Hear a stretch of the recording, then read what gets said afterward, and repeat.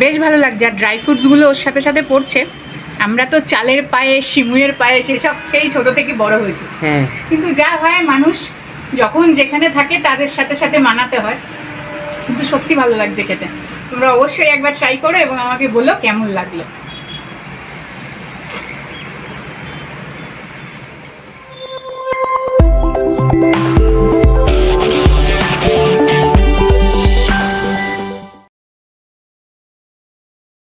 Good afternoon সকলকে, welcome back to my channel গানে আড্ডায়। আমি শিল্পী। আশা করি তোমরা সকলেই একেবারে সুস্থ আছো। সেদিন তো বললামই যে আমাদের একেবারে এখন মনটা উড়ু উড়ু, দুর্গাপুজো আসছে। কিন্তু এখানে মহারাষ্ট্রে অলরেডি কিন্তু ওদের নবরাত্রি শুরু হয়ে গেছে। মানে দুদিন ধরে আমাদের সোসাইটিতেও নবরাত্রির পুজো হচ্ছে। এবার কি হয়েছে, আমাদের তো বিভিন্ন ব্লক আছে, বি করে ওরকম কে অবধি, তাই না? এর থেকে কে অবধি এক এক দিন এক একটা বিল্ডিং নবরাত্রির পুজো ওরা অর্গানাইজ করছে। এভাবেই ভাগ করেছে আর কি। দুদিন ধরেই হচ্ছে। এবং আমি কাকিমাদের সাথেও কথা বলছিলাম, ওদের একটা থালি হয় জানো তো, এই নবরাত্রিরে ওরা যখন ব্রত করে সেই থালিটায় বিভিন্ন ফল থাকে, ক্ষীর থাকে, সিঙ্গারার আটার পরোটা থাকে, হ্যাঁ, একটা ভাজি আলু থাকে। তো যাই হোক, 9টা আইটেমের একটা থালি হয় এবং সেইটা খেয়েই ওরা ব্রতটা ভাঙে। এবার প্রত্যেকের বাড়িতে তো রোজ 9টা করা সম্ভব না, যে কোনো একটা আইটেম ওরা করে নেয়, সেটা সেদিন খায় যারা উপোসটা পালন করে।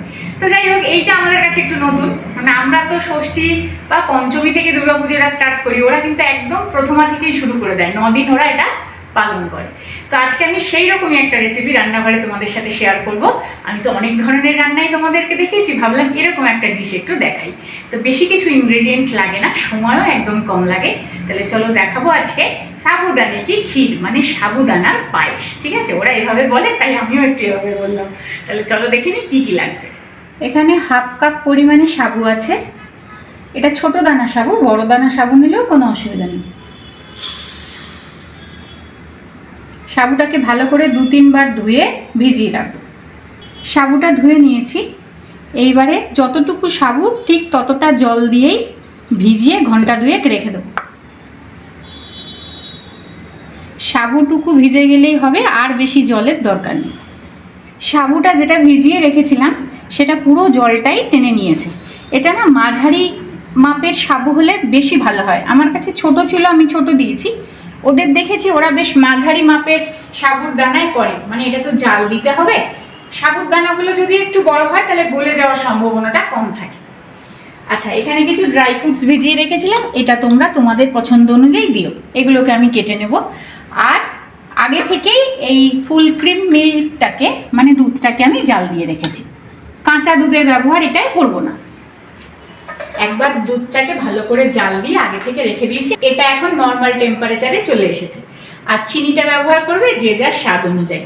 সাথে আমাদের যেগুলো পায়েসে লাগে, ঘি, এলাচ গুঁড়ো, কেউ যদি চাও অনেকে তেজপাতা দেয়, সে তেজপাতা দিতে পারো, আমি দিই না। আর নামানোর আগে আমি একটু গুঁড়ো দুধ দেবো, ওরা কিন্তু এটা দেয় না। ঠিক আছে, তাহলে চলো শুরু করি রান্নাটা। প্রথমে না পুরো কড়াইটার গায়ে একটু ঘি মাখিয়ে নেব ভালো করে।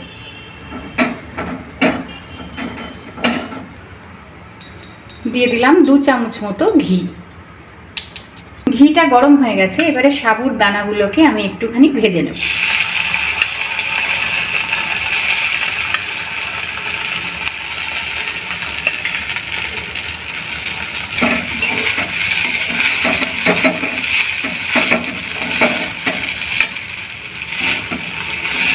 এক 2 মিনিট মতো সাবুদানাটাকে আমি একটু ঘিয়ে ভেজে নেব।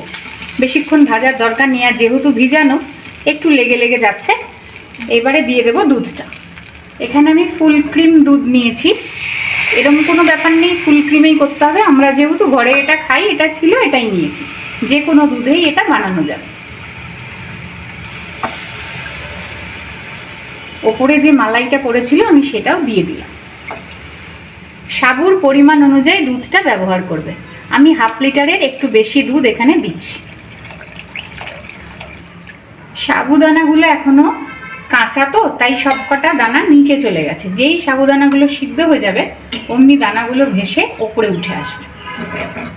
গ্যাসের ফ্লেমটাকে মিডিয়ামে রেখেছি। মিনিট 10 মতো এটাকে ফুটাবো। তার আগে একটুখানি এলাচ গুঁড়ো দিয়ে দিলাম।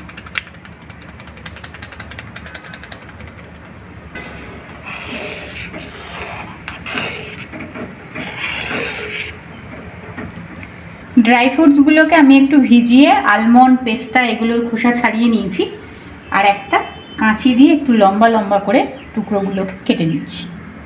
প্রথমে যখন দুধটা দিয়েছিলাম সাবুগুলো কাঁচা ছিল বলে সব তলায় চলে গেছিলো।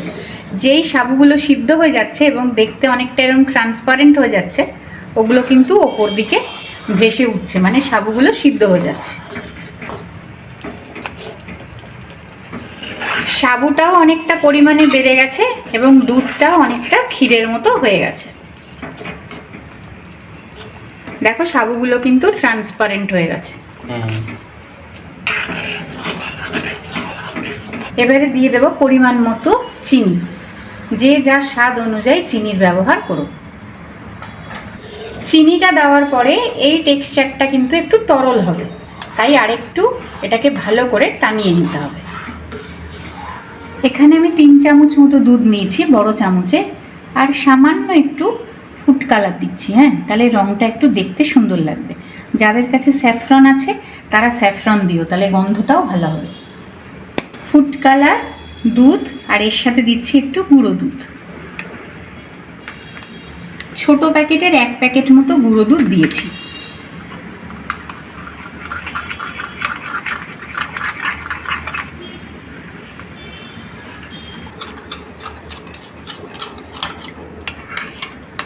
এবারে এই মিশ্রণটাকে দিয়ে দিলাম।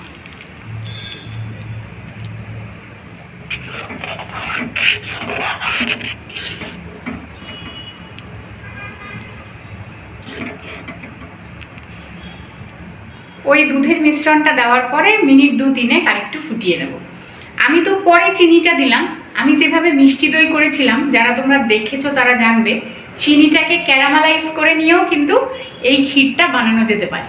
মানে প্রথমেই দুধের সাথে চিনিটাকে গলিয়ে নিলে একটা সুন্দর গুড়ের রং চলে। হ্যাঁ, যেরকম আমাদের গুড়ের পায়েস হয় ঠিক তেমনই সেরকমভাবেও কিন্তু তোমরা করতে পারো। তাহলে আলাদা করে ফুড কালার বা স্যাফরন এগুলোর দরকার পড়বে না। একটা ছোট প্যানে সামান্য ঘি দিয়ে এই ড্রাই ফ্রুটসগুলোকে একটু নেড়ে চেড়ে নেব, তাহলে কি স্বাদটা একটু ভালো হবে।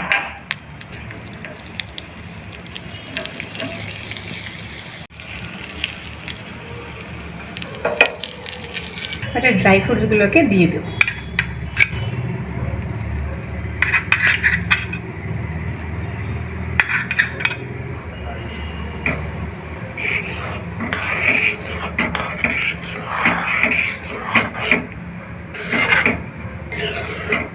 সাবুদানার ক্ষীর একেবারে রেডি।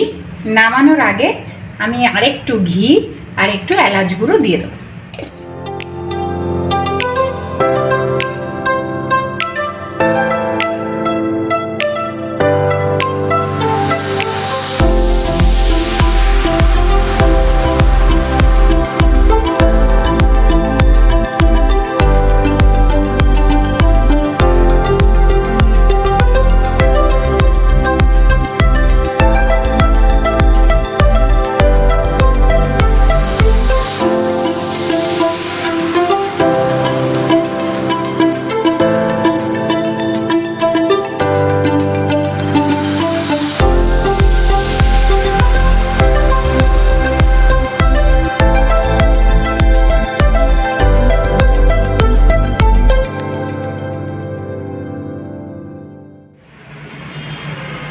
সাবুদানার ক্ষীর কিন্তু একেবারে রেডি। কাকিমাকে বলবো मैंने भी बनाया आज। তো আমি তো প্রথম বানালাম, খেয়ে দেখি কেমন হয়েছে।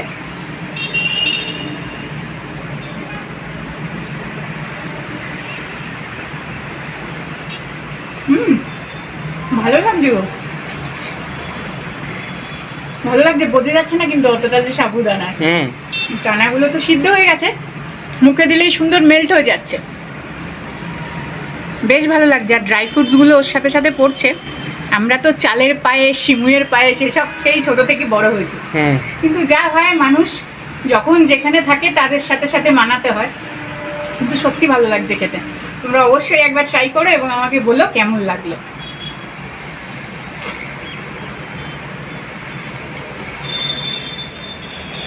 একবার খাওয়ার কথা ছিল, 2-3 বার খেয়েই যাচ্ছি। ভুলেই গেছে যে ভিডিওটা শেষ করতে হবে। ওই দেখো সানাই বাজা শুরু হয়ে গেছে। ওই বাইরে বক্স টক্স লাগিয়েছে, টুনি লাইট দিয়েও সাজিয়েছে ওরা। টুনি লাইট দিয়েও এই কমন স্পেসটা খুব সুন্দর সাজিয়েছে। বিকালবেলা হলে টুনিগুলো জ্বলে, ভালো লাগে। ব্লগটা আজকের মতো এখানেই শেষ করছি। যদি ভালো লাগে তাহলে অবশ্যই একটা লাইক করে দিও। পরের দিন দেখা হবে আবার অন্য কোনো ব্লগে।